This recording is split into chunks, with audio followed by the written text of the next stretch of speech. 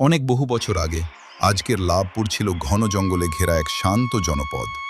সেই জঙ্গলের এক প্রান্তে ছিল একটি বড় বটগাছ, আর তার নিচে ছোট্ট একটি উঁচু ঢিবি। গ্রামবাসীরা ঢিবিটাকে ডাকত তলা নামে।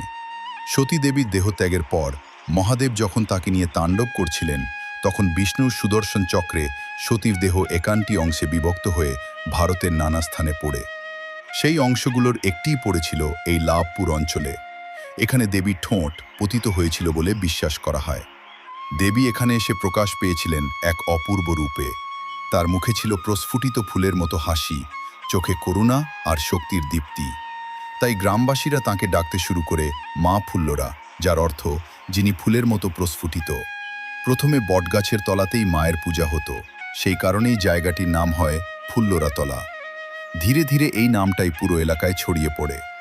মন্দির স্থাপনের সাল লোককথা অনুযায়ী ১৭০০ শতকের শেষ ভাগে, আনুমানিক ১৬৮০ খ্রিস্টাব্দে স্থানীয় জমিদার ও গ্রামবাসীদের সহযোগিতায় এখানে একটি পাকা মন্দির নির্মাণ করা হয়। তার আগে বহু বছর ধরে মায়ের পূজা হতো খোলা আকাশের নিচে। মন্দির স্থাপনের পর থেকে ফুল্লরা তলা শুধু লাভপুর নয়, আশপাশের বহু গ্রামের মানুষের আস্থার কেন্দ্র হয়ে ওঠে।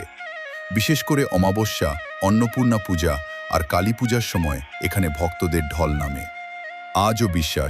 আজও মানুষ বিশ্বাস করে মা ফুল্লরাতলা মন থেকে ডাকলে দুঃখ দূর করেন, আর নিষ্ঠা নিয়ে এলে কাউকে খালি হাতে ফেরান না।